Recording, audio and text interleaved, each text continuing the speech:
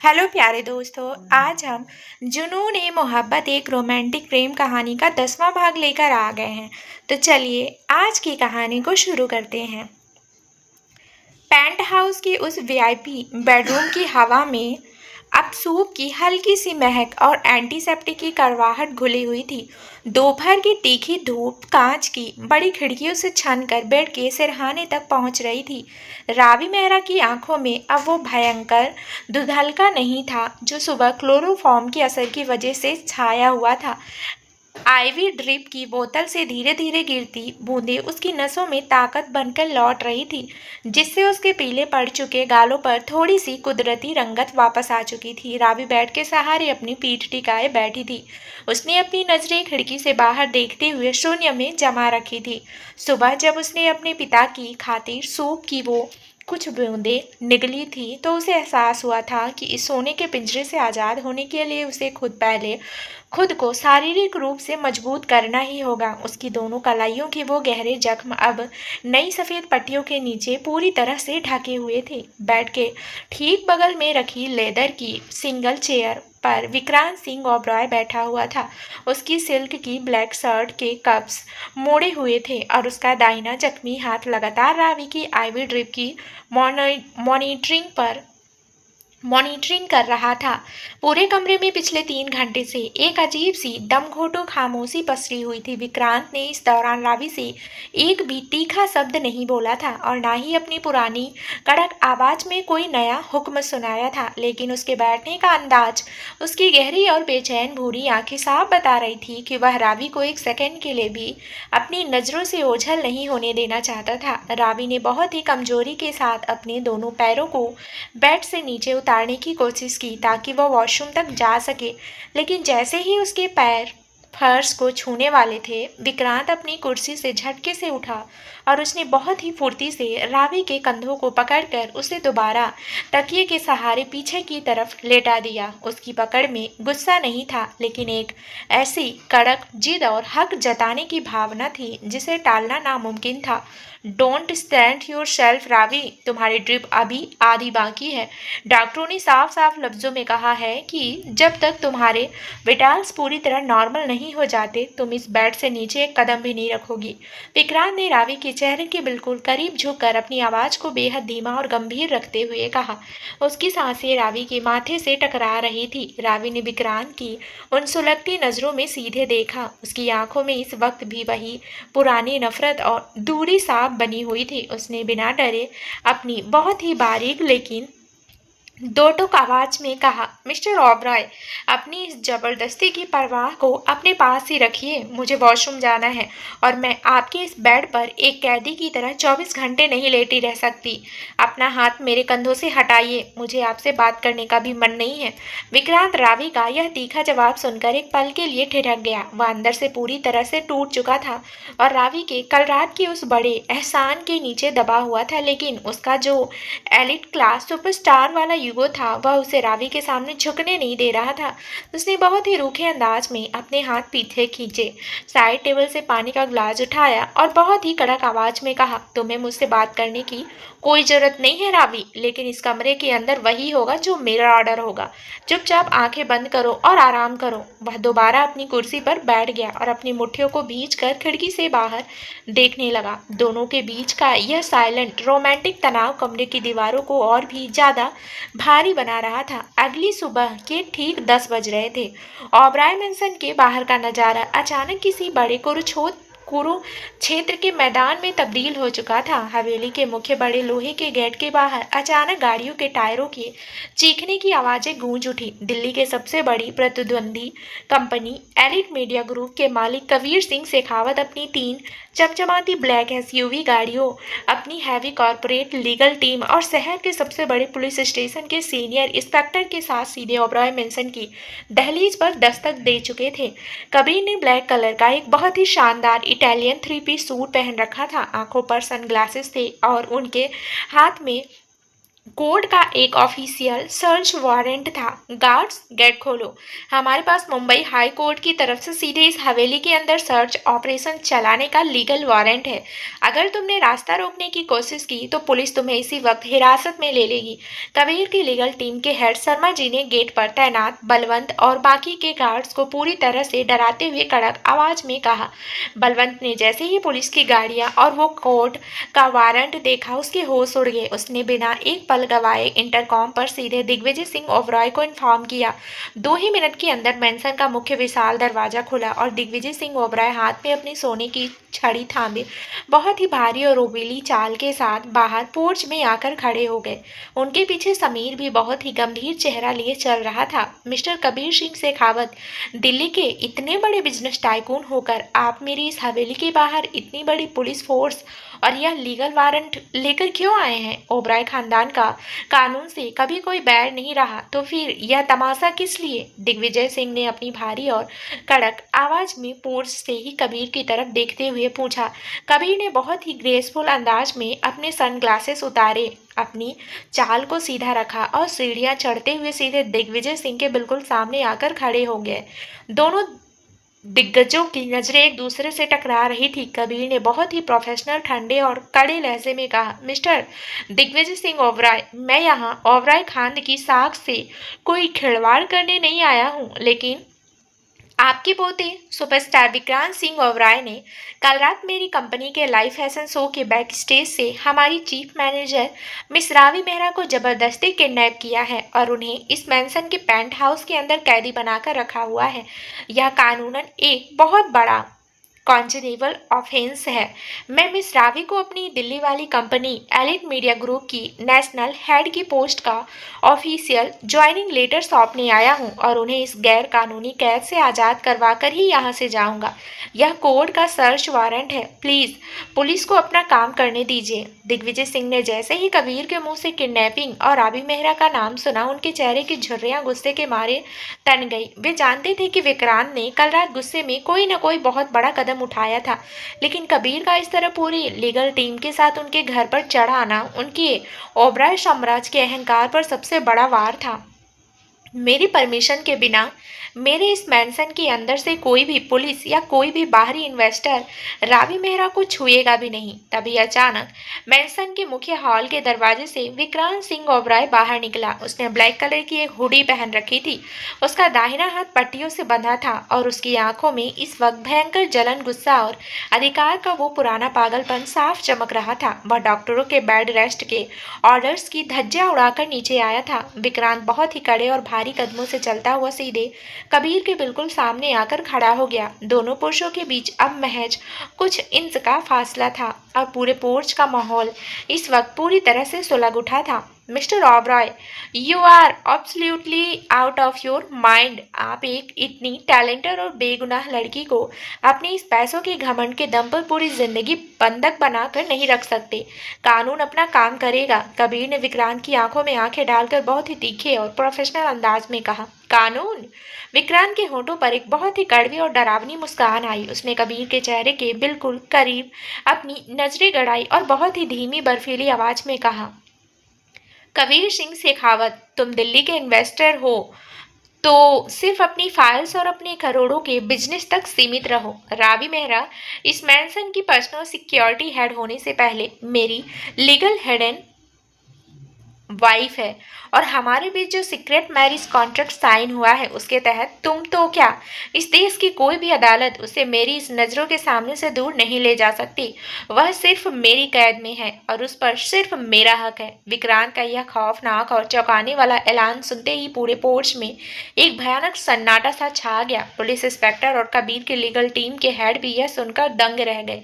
कबीर की आंखें गुस्से से सिकुड़ गई। वे जानते थे कि ओबराय खानदान के इस सीक्रेट मैरिज कॉन्ट्रैक्ट के पीछे कोई ना कोई बहुत बड़ी मजबूरी छुपी हुई थी। यह कॉन्ट्रैक्ट पूरी तरह से एक जबरदस्ती की डील है मिस्टर ओबराय, और मेरी लीगल टीम कोर्ट में इस कॉन्ट्रैक्ट के सारे लूप होल्स को साबित करने साबित करके इसे एक ही दिन में खारिज करवा सकती है। कबीर ने अपनी आवाज को और बुलंद किया। तभी सीढ़ियों से रावी मेहरा बहुत ही आहिस्ते से नीचे उतरकर पोर्च की तरफ आई। उसने एक बेहद सादा सूट पहन रखा था। उसके चेहरे पर एक अजीब सी गंभीरता थी। पूरी मीडिया के कैमरे और पुलिस की नजरें रावी पर टिक गई। कबीर तुरंत आगे बढ़ा। उन्होंने रावी की तरफ वो 5 लाख का ज्वाइनिंग लेटर बढ़ाया और बहुत ही आदर के साथ कहा, मिस रावी, आप बिल्कुल मत डरिए, पुलिस और मेरी लीगल टीम यहाँ खड़ी है। आप बस एक बार इस लेटर को स्वीकार कीजिए और इस पुलिस ऑफिसर से कह दीजिए कि विक्रांत ने आपको यहाँ जबरदस्ती बंद कर रखा है। हम आपको इसी वक्त पूरी इज्जत के साथ दिल्ली लेकर चलेंगे। रावी ने उस 5 लाख के लेटर को देखा, फिर उसने मुड़कर विक्रांत की तरफ देखा, जिसकी आंखें इस वक्त किसी खूंखार जानवर की तरह सुलग रही थी और उसकी मुठ्ठियां कसी हुई थी। और अंत में रावी की नजर दिग्विजय सिंह के उन बूढ़े आंसुओं पर गई जो कल रात अस्पताल में उसके सामने बहे थे। रावी जानती थी कि अगर उसने आज कबीर का हाथ थाम लिया तो ओबराय ट्रस्ट उसके पापा राकेश मेहरा के कोमा का वो इंटरनेशनल इलाज इसी सेकंड रोक देगा और उसके पापा की हर एक सांस खतरे में पड़ जाएगी।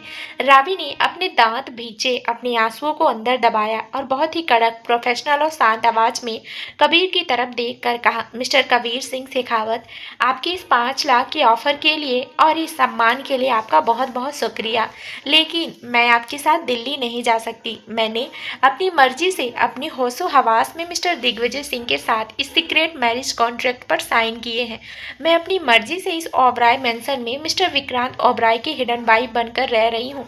यहाँ मेरे साथ कोई जबरदस्ती नहीं हुई है। प्लीज़ आप अपनी इस लीगल टीम को लेकर यहाँ से चले जाइए। रावी मेहरा अपनी मर्जी की मालकिन खुद है।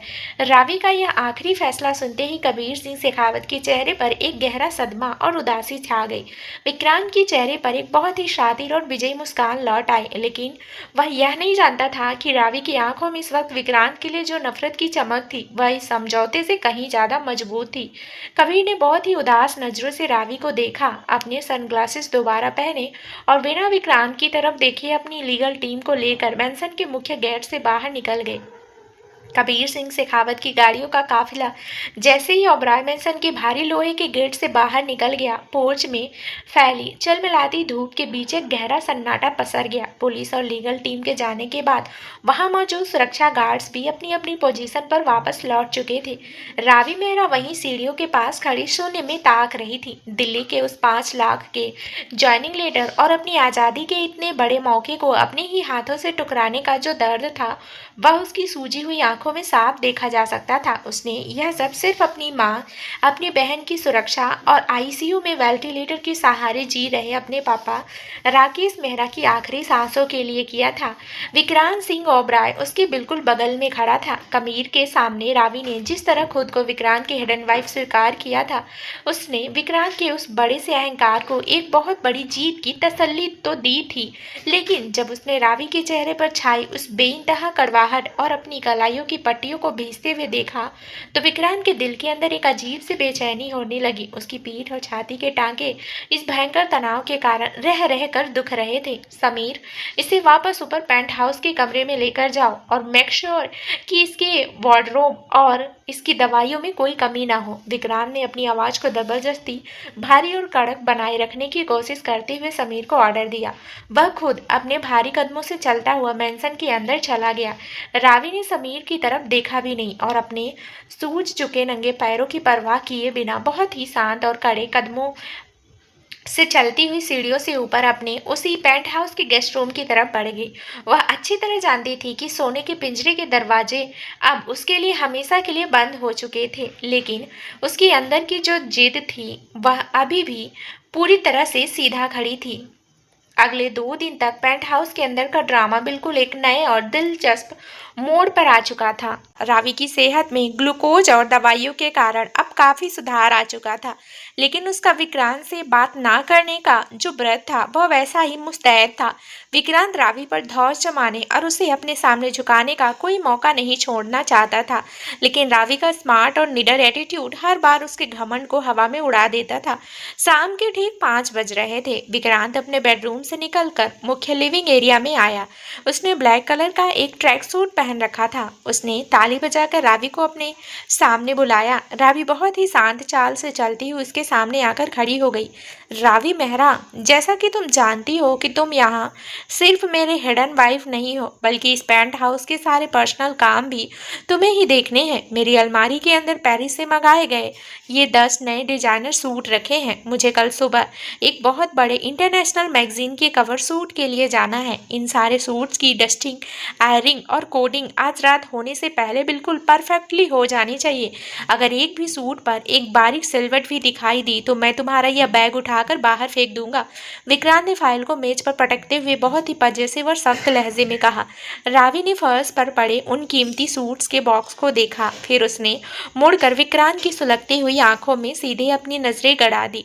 उसके चेहरे पर कोई डर या लाचारी नहीं आई, बल्कि उसके होठों पर एक बहुत ही सातिर और प्रोफेशनल मुस्कान उभर आई। मिस्टर विक्रांत सिंह ओबराय, आपके इन महंगे सूट्स को सेट करना मेरे बाएं हाथ का काम है, लेकिन शायद आप भूल रहे हैं कि मैं एक सर्टिफाइड प्रोफेशनल इवेंट और सिक्योरिटी कोऑर्डिनेटर हूं। आपकी इस नियम पुस्तिका के अनुसार अगर मैं आपके पर्सनल कपड़ों को हाथ लगाती हूं तो मेरे वर्किंग आवर्स और मेरी पर्सनल फीस इस इंडस्ट्रीज के रेट के हिसाब से डबल हो जाएगी। मैं अभी इस सारे सूट्स को बिल्कुल परफेक्टली सेट कर देती हूँ, लेकिन समीर सर से कह दीजिएगा कि इसका जो भी बिल बनेगा वह सीधे मेरे पापा के अस्पताल के उस वीआईपी अकाउंट के कर्ज से माइनस कर दिया जाए। आखिर मैं भी तो देखना चाहती हूँ कि सुपरस्टार विक्रांत ओबराय अपने ही पर्सनल काम के लिए एक मिडिल क्लास लड़की को कितनी सैलरी दे सकते हैं।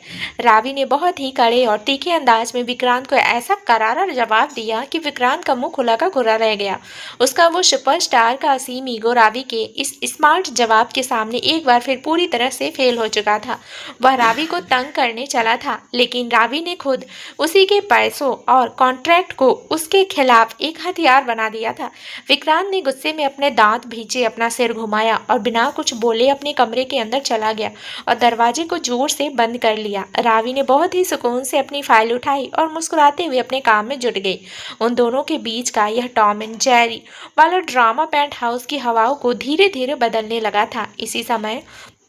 उसी समय ओबराय मैंसन के ग्राउंड फ्लोर पर बने मुख्यालिशान स्टडी रूम के अंदर एक बहुत ही गुप्त और ऐतिहासिक योजना की शुरुआत हो रही थी। दिग्विजय सिंह ओबराय अपनी सोने की नक्काशीदार छड़ी को थामे कांच की बड़ी मेज पर फैले ओबराय साम्राज्य के मुख्य शेयर्स, लॉकर की चाबियां और खानदान के सबसे गोपनीय वसीयतनामों को बहुत ही बारीक नजरों से देख रहे थे। कल दोपहर को रावी ने जिस तरह अपनी पूरी जिंदगी के सबसे बड़े 5 लाख के ऑफर को लात मारकर सिर्फ उनके आंसू और अपने पिता के इलाज के लिए इस मेंशन में रुकने का फैसला किया था, उसने दिग्विजय सिंह के अनुभवी दिल को भीतर तक पूरी तरह से पिघला दिया था। वे समझ चुके थे कि इस पूरे ओबराय खानदान में, जहाँ हर कोई सिर्फ प्रॉपर्टी और चेयरमैन की कुर्सी के लिए एक दूसरे के खून का प्यासा बना बैठा था, वहाँ सिर्फ यह मिडिल क्लास लड़की रावी मेहरा ही एक ऐसी पवित्र और ईमानदार रूह थी जो विक्रांत की असली ढाल बन सकती थी और इस साम्राज्य को बिखरने से बचा सकती थी। समीर, ऊपर जाओ और रावी को बहुत ही छुपकर, बिना विक्रांत को पता चले, इसी वक्त मेरी इस स्टडी रूम के अंदर लेकर आओ। मुझे उससे बहुत ही जरूरी बात करनी है। दिग्विजय सिंह ने बहुत ही भारी और गंभीर आवाज में आदेश दिया। जी बड़े साहब, मैं अभी मिस रावी को नीचे लेकर आता हूँ। समीर ने अपना सिर झुकाया और चुपके से पेंट हाउस की तरफ बढ़ गया। कुछ मिनटों में रावी मेरा बहुत ही आहिस्ते से स्टडी रूम के अंदर दाखिल हुई। कमरे के अंदर की मध्यम पीली रोशनी और चारों तरफ सजी प्राचीन किताबों की अलमारियों ने वहां के माहौल को बहुत ही रहस्यमयी बना रखा था। दिग्विजय सिंह ने रावी को देखते ही अपने चेहरे की कड़वाहट को दूर किया और बहुत ही आदर के साथ सामने रखी कुर्सी की तरफ इशारा किया। बैठो रावी बेटा, मैं जानता हूँ कि तुम इस वक्त इस मैंसन के अंदर खुद को एक कैदी की तरह महसूस कर रही हो और विक्रांत का यह व्यवहार तुम्हारे आत्मसम्मान को रोज ठेस पहुंचा रहा है। दिग्विजय सिंह ने बहुत ही भावुक गले से कहा। मिस्टर ओबराय, मुझे विक्रांत सिंह के व्यवहार से अब कोई फर्क नहीं पड़ता। मैं यहाँ सिर्फ अपने पापा के इलाज के लिए रुकी हूँ। आप बताइए, आपने मुझे इतनी रात को यहाँ छुपकर क्यों बुलाया है? रावी ने अपनी आवाज को पूरी तरह से फॉर्मल रखा। दिग्विजय सिंह ने मेज पर रखे वो प्राचीन सोने की नक्काशीदार मुख्य चाबियों का गुच्छा और ओबराय साम्राज्य की लॉकर फाइल्स को रावी की तरफ धीरे से सरका दिया। उन चाबियों के ऊपर ओबराय खानदान का मुख्य शाही लोगो चमक रहा था। रावी की आंखें यह देखकर पूरी तरह से सिकुड़ गई। यह क्या है बड़े साहब? रावी बेटा, यह इस ओबराय साम्राज्य की मुख्य तिजोरियों की चाबियां हैं और हवेली की कमान के लीगल पेपर्स हैं। दिग्विजय सिंह की आवाज में इस वक्त एक बहुत बड़ा और अचूक ठहराव साफ दिखाई दे रहा था।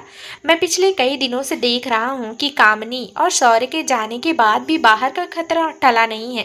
विक्रांत स्वभाव से बहुत उग्र और जिद्दी है। वह बिजनेस के करोड़ों रुपए बिना सोचे समझे उड़ा देता है और अपनी सुरक्षा को लेकर हमेशा लापरवाह रहता है। तुमने 2 बार उसकी जान बचाई है और कबीर के सामने जो तुमने त्याग किया उसने मुझे यह फैसला लेने पर मजबूर कर दिया है। मैं अंदर ही अंदर बहुत बीमार हूँ रावी, और मेरी आखिरी ख्वाहिश यही है कि मेरे जाने से पहले इस पूरे ओबराय मेंशन की, इसके सारे बैंक लॉकर की और घर के खर्चों की मुख्य अथॉरिटी सिर्फ और सिर्फ तुम्हारे हाथों में सुरक्षित रहे। मैं तुम्हें इस घर की असली बॉस बनाने की तैयारी कर रहा हूँ। रावी दिग्विजय सिंह के मुंह से यह खौफनाक और चौंकाने वाला सच सुनकर पूरी तरह से स्तब्ध रह गई। उसकी आंखें फटी की फटी रह गई। उसे जरा सा भी अंदाजा नहीं था कि जिस पिंजरे में वह खुद को कैदी समझ रही थी, उसी पिंजरे की चाबियां और इस पूरे साम्राज्य की कमान खुद इस घर का सबसे बड़ा मुखिया उसके हाथों में सौंपने जा रहा था। लेकिन बड़े साहब, मैं यह स्वीकार नहीं कर सकती। विक्रांत इस बात को कभी नहीं मानेगा। उसका घमंड पूरी तरह टूट जाएगा। रावी ने घबराते हुए कहा। उसे मानना ही होगा रावी बेटा, क्योंकि जब इस घर के सारे पेपर्स, सारे बैंक अकाउंट्स और उसके खुद के पर्सनल खर्चों का बजट क्लियर करने का अधिकार तुम्हारे पास होगा, तब उसका वो सुपरस्टार का असीम घमंड अपने आप चकनाचूर होकर तुम्हारे सामने झुकने पर मजबूर हो जाएगा। तुम उसके हिडन वाइफ जरूर हो, लेकिन इस मैंसन के अंदर तुम आज से उसकी सबसे बड़ी बॉस बनने वाली हो। यह मेरा आखिरी और अटल फैसला है। दिग्विजय सिंह की आंखों में इस वक्त अपनी शाख और अपने पोते को वश में करने का वो मास्टर प्लान साफ चमक रहा था। ओबराय मेंशन की उस विशाल मध्यम रोशनी वाले स्टडी रूम के भीतर की हवा इस वक्त पूरी तरह से जम चुकी थी। कांच की बड़ी मेज पर रखी वो प्राचीन सोने की नक्काशीदार चाबियां और ओबराय खानदान के सबसे गोपनीय पेपर्स रावी मेहरा की आंखों के सामने किसी बहुत बड़े इम्तिहान की तरह चमक रहे थे। रावी अपनी कुर्सी पर बैठी बिल्कुल सुन्न रह गई थी। उसे अपनी जिंदगी में बहुत सारी मुसीबतों का सामना करना पड़ा था, लेकिन देश के सबसे बड़े बिजनेस एम्पायर की कमान और इस भव्य हवेली की पूरी अथॉरिटी उसके हाथों में सौंपने की बात उसके सीधे और साफ सुथरे दिमाग के बिल्कुल परे थी। उसने झटके से अपना सिर उठाया, अपनी उंगलियों को कसकर भींचा और दिग्विजय सिंह ओबराय की बूढ़ी आंखों में सीधे देखते हुए बहुत ही कड़क और साफ लहजे में कहा, मिस्टर ओबराय, मैं आपकी इस शर्त को, आपकी इस इच्छा को कभी स्वीकार नहीं कर सकती। मैं बहुत ही सीधे और साधारण मिडिल क्लास परिवार से आती हूँ। मैं यहाँ इस मैंसन के अंदर कोई राज करने या इस सोने की तिजोरी पर अपना हक जताने नहीं आई हूँ। मैंने आपके इस सीक्रेट मैरिज कॉन्ट्रैक्ट पर सिर्फ और सिर्फ अपने पापा राकेश मेहरा के इलाज के कर्ज को चुकाने के लिए दस्तखत किए हैं। मैं विक्रांत सिंह ओबराय की हिडन वाइफ होने का अपना फर्ज पूरी ईमानदारी से निभाऊंगी, लेकिन इस घर की मालकिन या उसकी बॉस बनने की जरूरत मैं कभी नहीं करूँगी। प्लीज़ अपनी ये चाबियाँ वापस रख लीजिए। रावी ने मेज पर रखी उन चाबियों के गुच्छे को बहुत ही सम्मान के साथ वापस दिग्विजय सिंह की तरफ सरका दिया। दिग्विजय सिंह के चेहरे पर रावी की यह अटूट खुददारी और दौलत को ठुकराने का यह अंदाज देखकर एक बहुत ही गहरी और मध्यम सी मुस्कान आ गई। वे अपनी सोने की छड़ी को फर्श पर टिकाते हुए कुर्सी से खड़े हुए और रावी के बिल्कुल पास आकर उसके सिर पर बहुत ही नरमी से अपना हाथ रखा। रावी बेटा, मैं जानता था कि तुम यही कहोगी। इस ओबराय मेंशन के अंदर जहाँ हर कोई सिर्फ इस कागज के टुकड़ों और बैंक लॉकर के लिए एक दूसरे की जान का दुश्मन बना बैठा है, वहाँ सिर्फ तुम ही हो जो इस पैसे को लात मार सकती हो। लेकिन मेरी बात बहुत ध्यान से सुनो, यह कोई दौलत का लालच नहीं है। यह एक बूढ़े दादा की अपने पोते की जान बचाने की आखिरी और सबसे बड़ी जिम्मेदारी है। विक्रांत अपनी जिद में पूरी तरह से अंधा हो चुका है। वह बिजनेस के करोड़ों रुपए बिना सोचे समझे उड़ा देता है और कामनी के गुर्गों के सामने बिल्कुल अकेला खड़ा है। वह सिर्फ तुम्हारी बात सुनता है, चाहे गुस्से में ही सही। मैं अंदर से बहुत बीमार हूँ रावी, और मुझे पूरा यकीन है कि इस पूरे साम्राज्य की कमान तुम्हारे हाथ में सुरक्षित रहेगी। यह चाबियाँ तुम्हें रखनी ही होगी। दिग्विजय सिंह ने बिना रावी के किसी और विरोध का इंतजार किए बहुत ही जबरदस्ती से उन चाबियों का वो भारी गुच्छा उठाया और सीधे रावी के हाथ में थमाते हुए उसे उसके बैग के अंदर रखवा दिया। रावी का दिल इस वक्त किसी बहुत बड़े अनजाने डर से तेजी से धड़क रहा था, लेकिन वह बड़े साहब के इन बूढ़े आंसुओं के सामने एक बार फिर पूरी तरह से मजबूर हो चुकी थी। रात के ठीक 2 बज रहे थे। पूरे ओबराय मेंशन के अंदर घोर अंधेरा और एक बर्फीला सन्नाटा छाया हुआ था। पेंट हाउस के अपने मुख्य आलीशान बेडरूम के अंदर रावी मेहरा फर्श पर बैठी लगातार अपने बैग के अंदर रखी उन सोने की चाबियों के बारे में सोचकर गहरे कसमकस में डूबी हुई थी। बेड पर विक्रांत सिंह ओबराय अपनी दवाइयों के असर के कारण शांत सो रहा था। उसकी छाती और हाथ की पट्टियां बिल्कुल साफ दिख रही थी। तभी अचानक पेंट हाउस के ठीक नीचे वाले मुख्य फ्लोर से किसी के बहुत ही जोर से गिरने और सोने की छड़ी के फर्श पर टकराने की एक भयानक आवाज गूंज उठी। वह आवाज इतनी तेज थी कि पूरे मेंशन का सन्नाटा एक ही पल में बिखर गया। रावी झटके से अपनी जगह से खड़ी हुई। उसका दिल खौफ के मारे पूरी तरह से सिकुड़ गया। ठीक उसी सेकंड बेड पर लेटा जख्मी विक्रांत भी उस भयानक शोर को सुनकर हड़बड़ा कर जाग गया। उसकी पीठ और हाथ के टांके इस अचानक मूवमेंट के कारण दोबारा पूरी ताकत से खिंचने लगे थे, लेकिन उसने उस दर्द की परवाह नहीं की। यह आवाज दादाजी के स्टडी रूम की तरफ से आई है। दादाजी! विक्रांत ने हांफते हुए अपने चेहरे पर पसीने की बूंदें लिए बेड से नीचे उतरने की कोशिश की।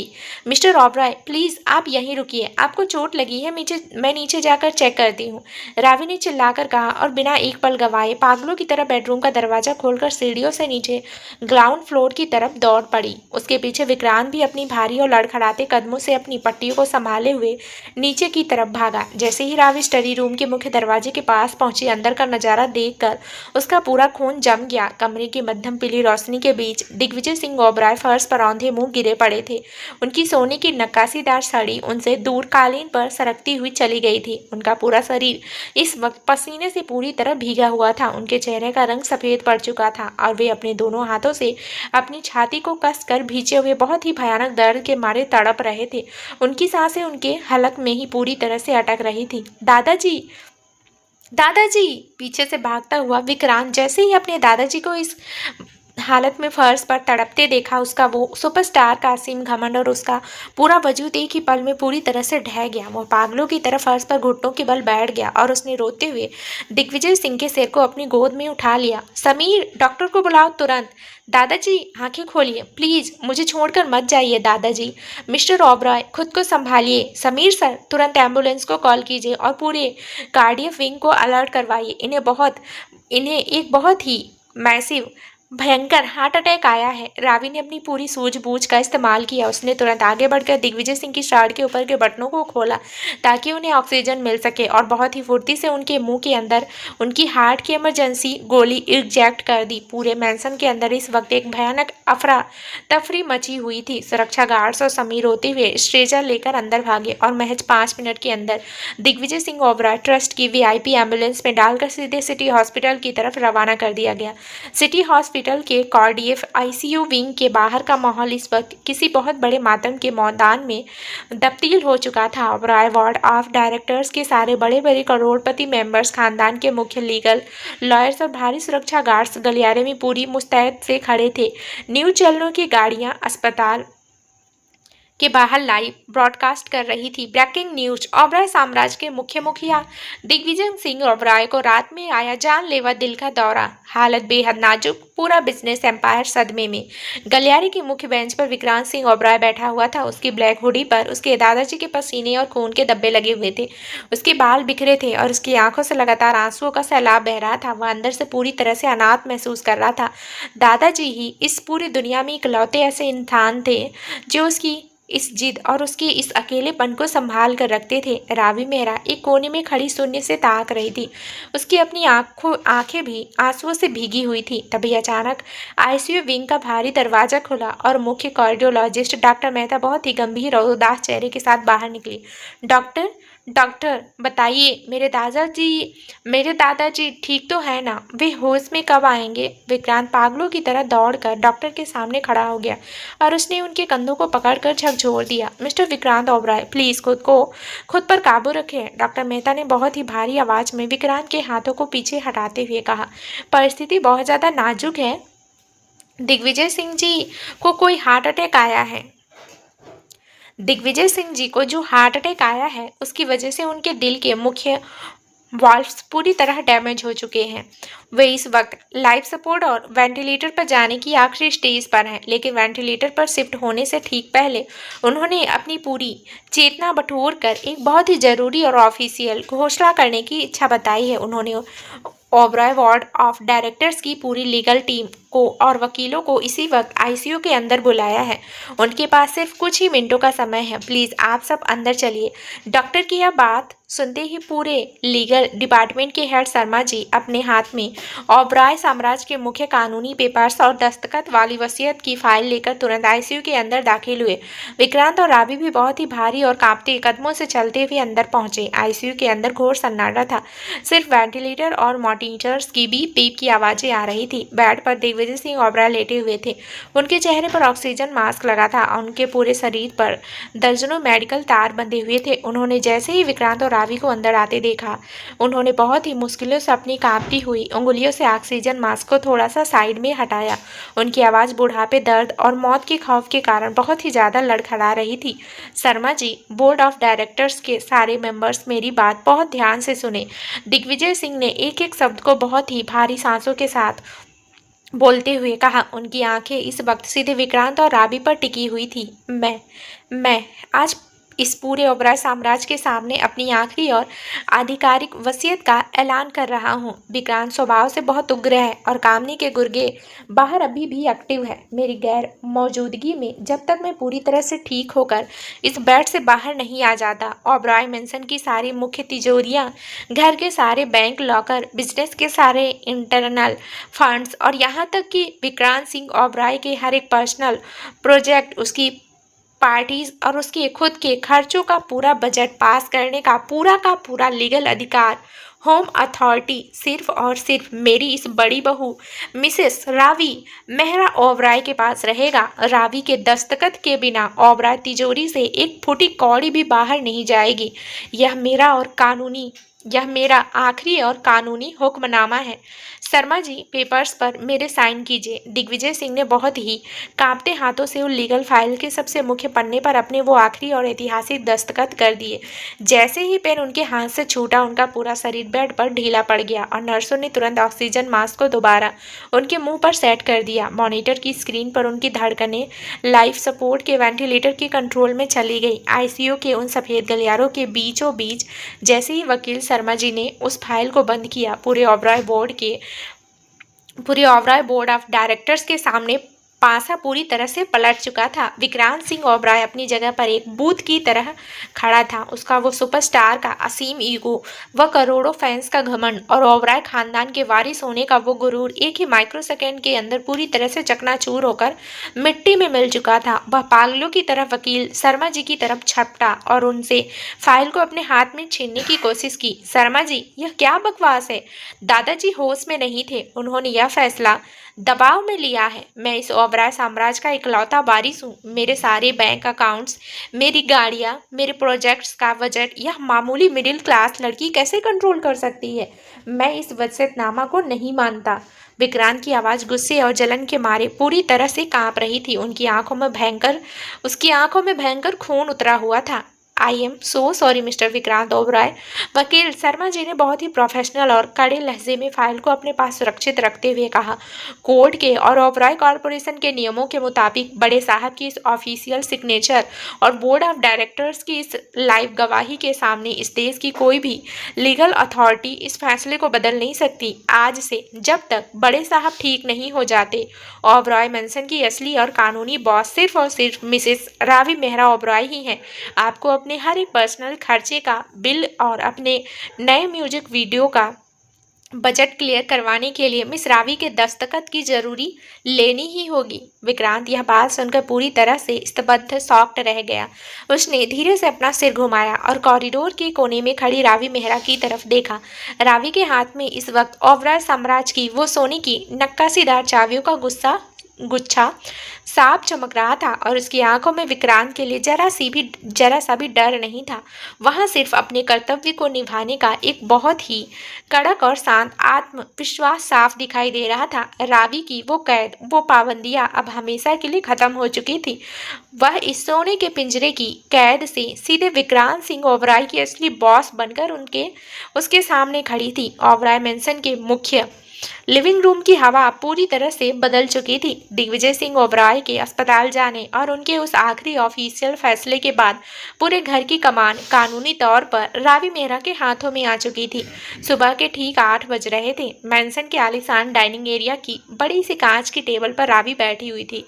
उसने एक बहुत ही सिंपल डार्क ग्रे कलर का फॉर्मल सूट पहन रखा था। उसके बाल पीछे सलीके थे बंधे हुए थे और उसके चेहरे पर एक गजब का आत्मविश्वास साफ दिखाई दे रहा था।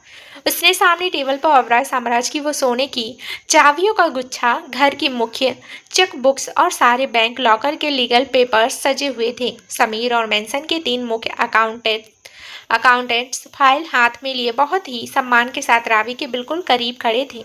मैडम, बड़े साहब की कल रात के हुक्मनामे के मुताबिक ओबराय मैंसन और ओबराय कॉरपोरेशन के सारे पर्सनल और इंटरनल अकाउंट्स अब आपके डिजिटल सिग्नेचर से लिंक हो चुके हैं। जब तक आप किसी भी चेक या वाउचर पर अपनी मंजूरी नहीं देंगी तब तक बैंक से 1 रुपया भी बाहर नहीं जा सकता।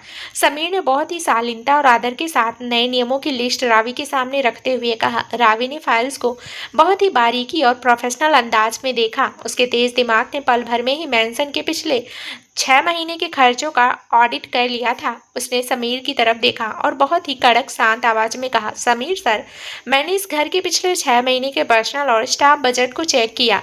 इस मैंसन के अंदर पैसों की भयंकर फिजूल खर्ची हो रही है। विक्रांत सिंह ओबराय के पर्सनल वार्डरोब, उनकी पार्टीज और उनके वीआईपी दोस्तों के ऐशो आराम के लिए हर महीने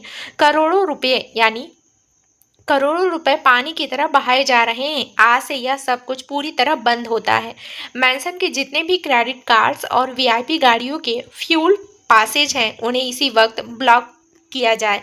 विक्रांत सिंह को अगर 1 लाख रुपए से ऊपर का कोई भी खर्च करना है तो उन्हें पहले खुद इस कैबिन में आकर मुझसे फाइल पास करवानी होगी।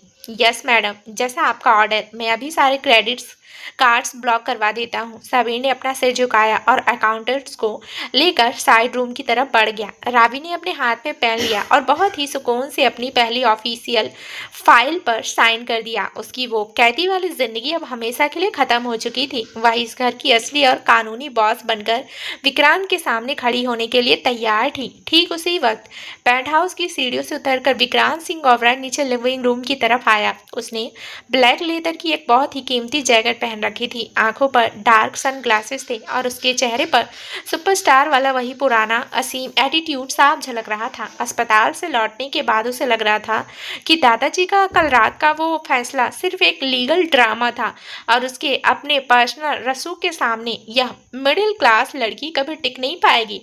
वह अपनी जेब से अपना चमचमाता हुआ ब्लैक वीआईपी क्रेडिट कार्ड निकालकर समीर की तरफ फेंकने ही वाला था कि तभी उसका पर्सनल सेक्रेटरी नितिन बहुत ही घबराए हुए कदमों से भागता हुआ उसके पास आया। सर, एक बहुत बड़ी प्रॉब्लम हो गई है। अभी अभी हमारे बैंक के चीफ मैनेजर का सीधा ऑफिशियल मेल आया है। आपके जितने भी personal credit cards, VIP club memberships और यहाँ तक कि आपकी अपकमिंग इंटरनेशनल म्यूजिक वीडियो का जो 50 लाख का एडवांस फंड था वह सब कुछ पूरी तरह से फ्रीज हो चुका है। नितिन ने पसीना पोंछते हुए बहुत ही डरे हुए स्वर में कहा, व्हाट? तुम्हारी हिम्मत कैसी हुई मुझसे यह बकवास करने की? मेरा कार्ड ब्लॉक करने की औकात इस पूरे देश की किसी बैंक मैनेजर की नहीं है। विक्रांत की आवाज गुस्से के मारे पूरी तरह से कांपने लगी। उसने झटके से अपने सनग्लासेस उतारे। उसकी आंखों में भयंकर खून उतरा हुआ था। सर, बात बैंक मैनेजर की नहीं है, समीर ने थोड़ा आगे बढ़कर बहुत ही प्रोफेशनल और ठंडे लहजे में कहा। ओबराय कॉरपोरेशन के नए लीगल रूल के मुताबिक बड़े साहब की गैर मौजूदगी में आपके सारे पर्सनल और प्रोजेक्ट बजट्स को पास करने का अधिकार अब सिर्फ और सिर्फ मिस रावी मेहरा के पास है। जब तक वे इस 50 लाख के एडवांस वाउचर पर अपने साइन नहीं करेंगी तब तक बैंक से आपके सूट के लिए 1 फुटी कौड़ी भी रिलीज नहीं होगी। आपको यह फाइल लेकर खुद मिस रावी के कैबिन में जाना होगा। समीर के मुंह से यह कड़वा सच सुनते ही विक्रांत के सुपरस्टार वाले ईगो पर जैसे बड़ा और करारा तमाचा लगा हो। उसका पूरा वजूद गुस्से की आग में सुलगने लगा। उसे अपनी ही हवेली के अंदर अपने ही पैसों के लिए एक मामूली लड़की के सामने हाथ फैलाने पर मजबूर किया जा रहा था। उसने झटके से टेबल से वो 50 लाख की बजट फाइल्स उठाई और बहुत ही भारी गुस्से से भरे कदमों के साथ सीधे रावी के उस मुख्य कैबिन की तरफ बढ़ गया, जहां रावी इस वक्त पूरे घर की अथॉरिटी संभाले बैठी थी। धाड़! रावी के कैबिन का भारी लकड़ी का दरवाजा एक बहुत बड़े झटके के साथ खोला। विक्रांत गुस्से में पागल होते हुए अंदर दाखिल हुआ। उसने बिना कोई शालीनता दिखाए सीधे आगे बढ़कर उस 50 लाख की हैवी बजट फाइल्स को पूरी ताकत से रावी के कांच की मेज पर पटक दिया। फाइल के टकराने से मेज पर रखी पानी की बोतल थोड़ी सी हिल गई। Sign this documents right now Raavi. तुम्हारी हिम्मत कैसे हुई मेरे पर्सनल क्रेडिट कार्ड्स और मेरे इंटरनेशनल म्यूजिक वीडियो का फंड ब्लॉक करने की? यह मेरा अपना कमाया हुआ पैसा है और ओबराय साम्राज्य की तिजोरी पर सिर्फ मेरा हक है। चुपचाप इस वाउचर पर अपने दस्तखत करो और मुझे यहाँ से जाने दो। विक्रांत ने रावी के चेहरे के बिल्कुल करीब झुककर अपनी ठंडी भारी और हिंसक आवाज में दहाड़ते हुए कहा। उसकी सांसें गुस्से के मारे बहुत तेज चल रही थी। रावी अपनी कुर्सी पर बैठी बिल्कुल शांत रही। उसके चेहरे पर विक्रांत के इस जानवर जैसे गुस्से को देखकर जरा सा भी डर या लाचारी नहीं आई, बल्कि उसकी आंखों में एक बहुत ही कड़क और प्रोफेशनल आत्मविश्वास साफ चमक रहा था। उसने बहुत ही आहिस्ते से अपने हाथ का पेन टेबल पर रखा, अपनी नजरें उठाई और सीधे विक्रांत की सुलगती हुई आंखों में गड़ा दी। उसने बहुत ही धीमी, ठंडी और दो टुक आवाज में कहा, मिस्टर विक्रांत सिंह ओबराय, अपनी इस चिल्लाने की आदत को और इस सुपरस्टार वाले ड्रामे को मेरे इस कैबिन के बाहर ही छोड़ कर आया कीजिए। अब इस घर की असली और कानूनी बॉस हूं मैं। आपके चिल्लाने से इस फाइल पर मेरे साइन नहीं होंगे। अपनी लिमिट्स में रहिए और सीधे खड़े हो जाइए। विक्रांत, रावी के मुंह से अपने लिए ये कड़े और सीधे शब्द सुनकर एक पल के लिए अंदर से पूरी तरह तिलमिला उठा, लेकिन रावी के हाथ में चमकती उन तिजोरियों की चाबियों के सामने वह इस वक्त पूरी तरह बेबस था। वह चिढ़ते हुए 2 कदम पीछे हटा और अपनी बाहें अपने सीने पर बांध ली। रावी ने बहुत ही शांत अंदाज में उस 50 लाख की बजट फाइल्स के पन्नों को पलटना शुरू किया।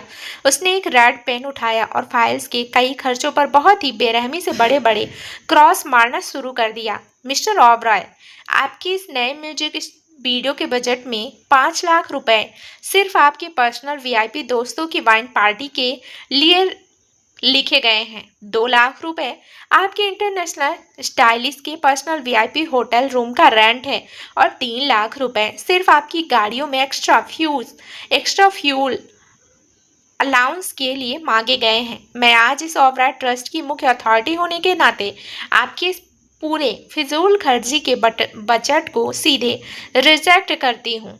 रावी ने बहुत ही कड़क आवाज में कहते हुए फाइल्स पर रिजेक्ट का बड़ा सा स्टाम्प मार दिया और फाइल को वापस विक्रांत की तरफ सरका दिया। What? You are rejecting my budget? Raavi Mehra, तुम भूल रही हो कि तुम किससे बात कर रही हो? मैं देश का नंबर 1 पॉप आइकन हूँ। विक्रांत का गुस्सा 7वें आसमान पर पहुंच गया। वह अपनी मुट्ठियां भींचने लगा। आप बाहर की दुनिया के लिए सुपरस्टार होंगे मिस्टर ओबराय, लेकिन इस मैंसन के अंदर आप सिर्फ एक फिजूल खर्च इंसान हैं जो अपने दादाजी के पैसों का अपमान कर रहा है। जब तक आप इस पार्टी के बजट को और इस फालतू के ऐसो आराम के खर्चे को आधा नहीं कर देते, तब तक इस फाइल पर रावी मेहरा के दस्तखत की मंजूरी कभी नहीं मिलेगी। पहले अपनी इस फिजूल खर्ची पर नकेल कसिए, फिर मेरे पास फाइल लेकर आइएगा। अब आप यहाँ से जा सकते हैं। मेरे पास आपके इस ईगो को सहने के लिए फालतू का वक्त नहीं है। रावी ने बहुत ही प्रोफेशनल अंदाज में फाइल बंद की और दोबारा अपना काम शुरू कर दिया। विक्रांत अपने ही घर में, अपनी ही जागीर में रावी के सामने एक एक रुपये के लिए इस तरकदर लाचार और बेबस हो चुका था कि उसकी समझ ही नहीं आ रहा था कि वह इस मिडिल क्लास लड़की के इस कड़े एटीट्यूड का सामना कैसे करे। उसका वो सुपरस्टार का असीम घमंड आज रात इसी कांच की मेज के सामने पूरी तरह से चकनाचूर हो चुका था। वह गुस्से में तिलमिलाकर वहां से मुड़ा और भारी कदमों के साथ कैबिन से बाहर निकल गया। रात के ठीक 11 बज चुके थे। पूरे ओबराय मैंसन के अंदर एक बार फिर वही शांत और भारी माहौल छा चुका था। पेंट हाउस के मुख्य लिविंग एरिया में रावी मेहरा अपनी कुर्सी पर बैठी फाइल चेक बुक्स का मिलान कर रही थी। उसने पूरे घर के नौकरों और स्टाफ की सैलरी को पूरी तरह से रिशेड्यूल कर दिया था। तभी विक्रांत अपने कमरे से बाहर निकला। वह रावी को इस तरह अपनी मुख्य कुर्सी पर बैठे देख अंदर ही अंदर भयंकर रूप से चढ़ रहा था।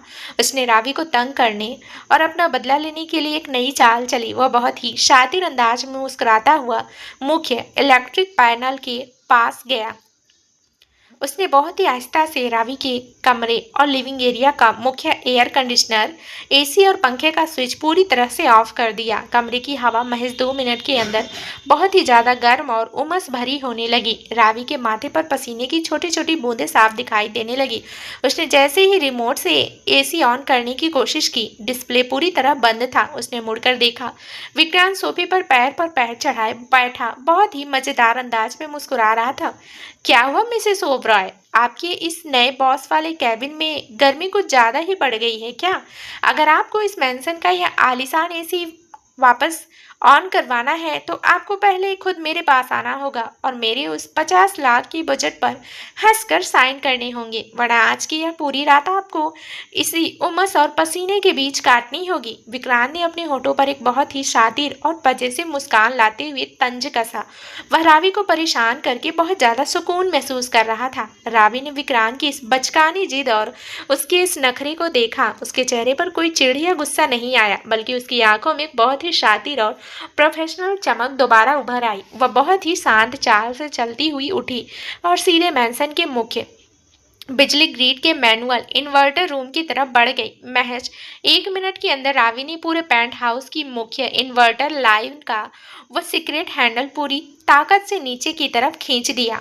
कड़क बाग पूरे पेंट हाउस की और खासकर विक्रांत सिंह ओबराय के अपने पर्सनल आलीशान बेडरूम की, उसके होम थिएटर की और उसके खुद के वार्डरोब एरिया की सारी बत्तियां, एसी और पंखे एक साथ पूरी ताकत से बंद हो गए। सिर्फ रावी के टेबल के ऊपर लगी एक छोटी सी इमरजेंसी डीसी लाइट जलती रही। विक्रांत का पूरा कमरा इस वक्त घोर अंधेरे और भयंकर उमस के आगोश में समा चुका था। विक्रांत झटके से सोफे से खड़ा हुआ। रावी, ये क्या बदतमीजी है? तुमने मेरे कमरे की लाइटें क्यों बंद की?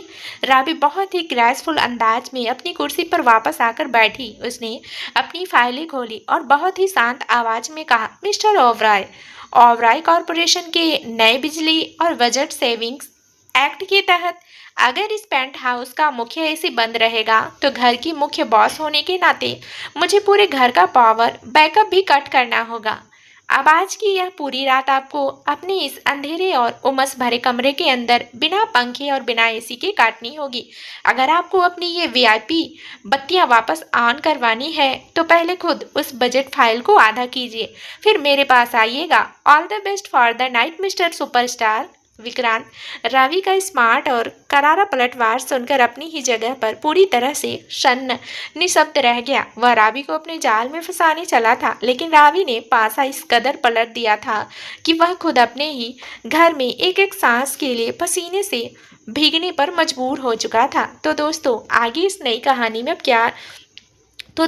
आगे कहानी में अब क्या नया ट्विस्ट आने वाला है, ये जानने के लिए इस कहानी का अगला भाग जरूर सुने, जो बहुत ही जल्दी इस चैनल पर प्रसारित कर दिया जाएगा। धन्यवाद।